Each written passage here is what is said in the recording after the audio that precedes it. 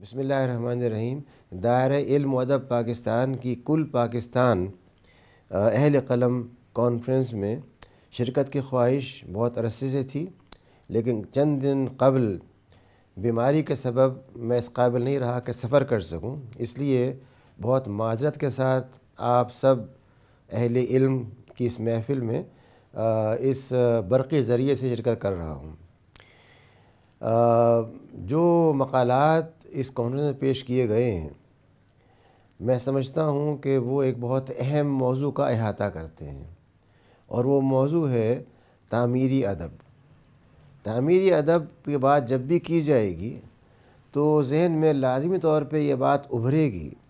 کہ کیا کہ ادب تخریبی بھی ہوتا ہے یا تعمیری ہی ہوتا ہے،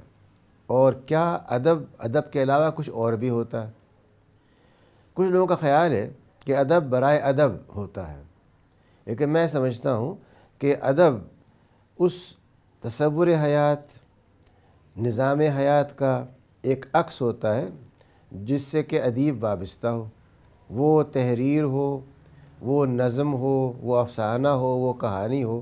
ہر چیز اس چیز کی پابند ہے کہ لکھنے والا، سوچنے والا، محسوس کرنے والا کس تصور حیات پر یقین رکھتا۔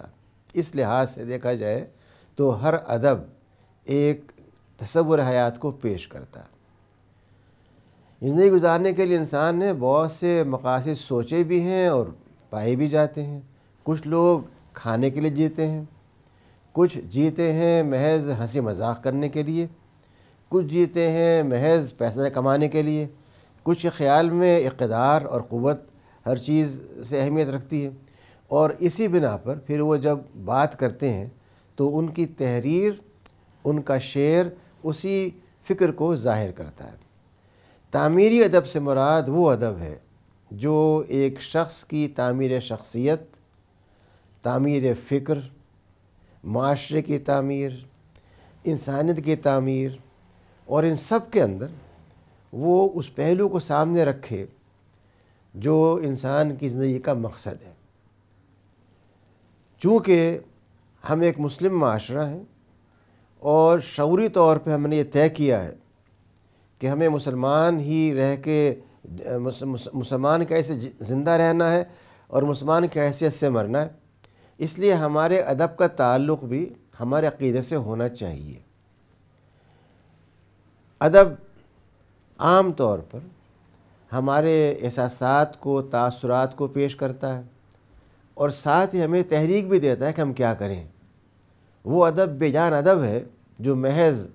کچھ چیزیں بیان کر دے، تفصیلات پیش کر دے اور مجھ میں کوئی تحریک پیدا نہ ہو۔ اس لیے ادب وہی تعمیری ہوگا جو میرے اندر ایک تحریک پیدا کرتا ہے، موٹیویٹ کرتا ہے، اور تعمیری ادب مجھے تعمیر پر ہی ابھارنا کی تعلیم دیتا۔ تعمیری ادب کا مطلب یہ ہے کہ وہ ادب جو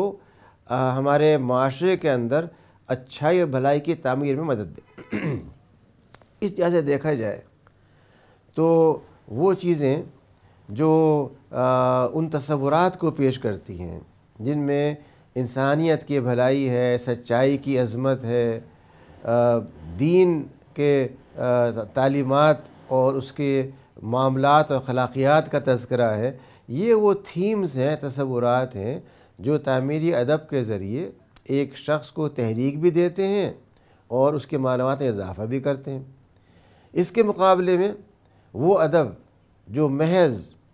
چند چیزوں کا نقشہ کھینچ دے،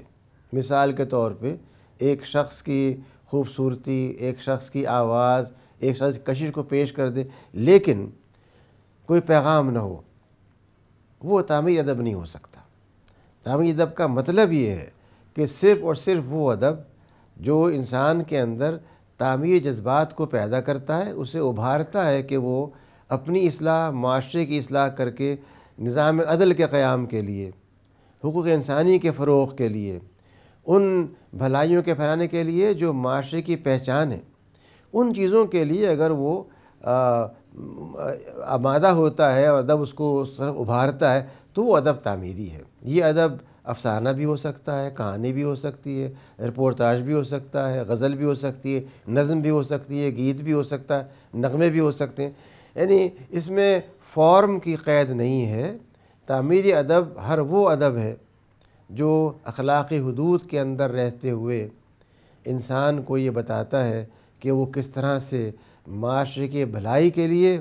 اپنی صلاحیت کو، اپنی قوتوں کو، اپنے تعمیری جذبات کو استعمال کرے۔ گویا اس کانفرنس میں اگر ہم نے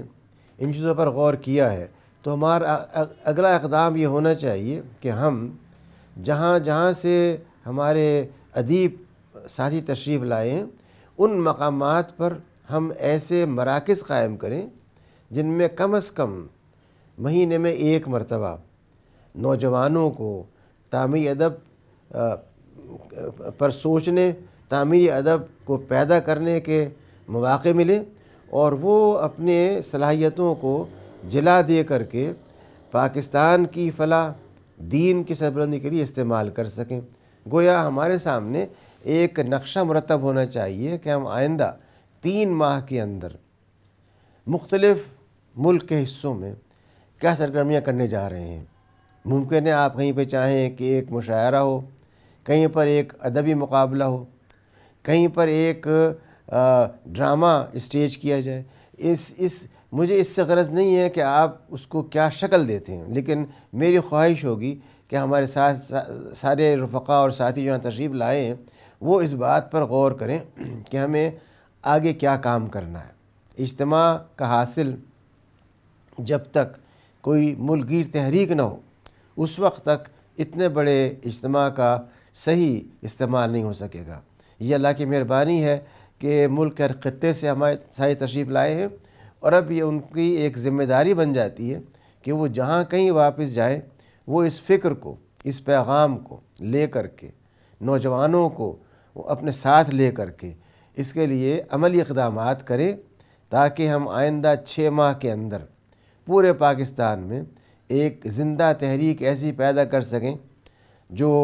پاکستان کے تصور اور خاص طور پہ ادب کے تعمیری استعمال کو سمجھ سکے۔ میری دعا ہے کہ تعالیٰ اس مبارک اجتماع کو کامیاب کرے